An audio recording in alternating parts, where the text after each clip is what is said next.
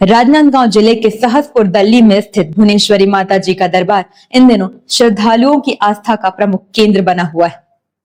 छत्तीसगढ़ ही नहीं बल्कि दूसरे राज्यों से भी बड़ी संख्या में श्रद्धालु यहाँ पहुंचकर माता रानी के दर्शन कर रहे हैं और अपनी सुख समृद्धि, संतान सुख, रोजगार, व्यापार, स्वास्थ्य और परिवार की खुशहाली की कामना कर रहे हैं।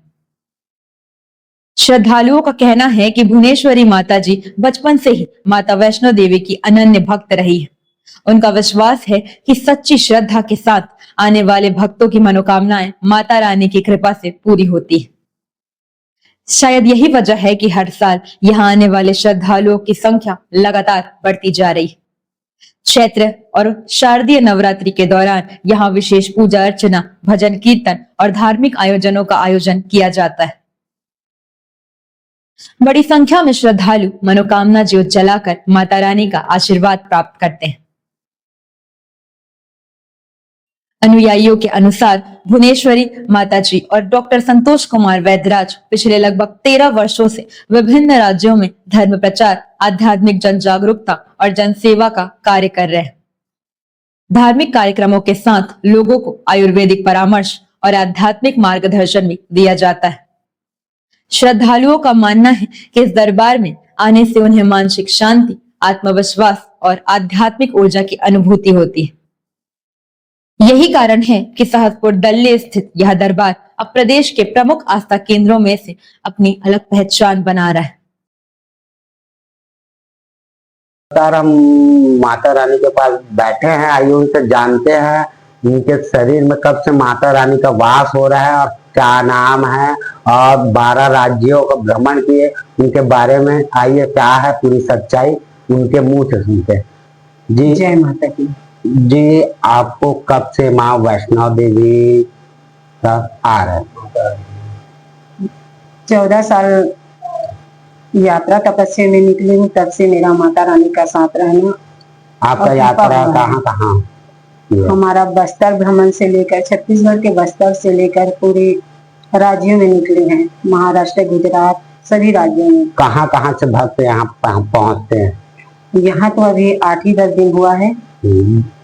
कबीर धाम में थे तो कबीर धाम में अनेकों भक्त परिवार है, लेकिन हम अभी फिलहाल रोड में थे। 13 महीने तपस्या करके आए हैं वहां से, और वापस घर नहीं जाना था। माता रानी पताल भैरवी का आदेश था, माँ दंतेश्वरी का, तो दंतेश्वरी दर्शन करने के बाद इधर का दरबार लगाने का आदेश मिला है, फिर जगह ढूंढ कर यहाँ आए हैं। जैसे लोगों का कहना, लोगों का मानना है, जैसे आपके में जो माता रानी आता है वो कुछ विशेष दिन में आता है या हमेशा आते रहता है? हम लोग तो साधना में ही रहते हैं, कभी भी माता का कृपा बन जाती है भक्तों के संकट को देखकर। अब हम लोग साधना पूजा में दरबार बनाकर रहते हैं, कहीं कुछ भी न खाते हैं, न पीते हैं, न जाते हैं, नहीं है। अब क्या अनुभव होता है? अच्छा होता है, माता रानी की चरण में जाना तो थोड़ा शरीर भी फुर्ती आती है, और क्या है माता रानी के समक्ष जाएंगे ना तो बहुत प्रकार के मतलब शरीर को ऊर्जा मिलती है।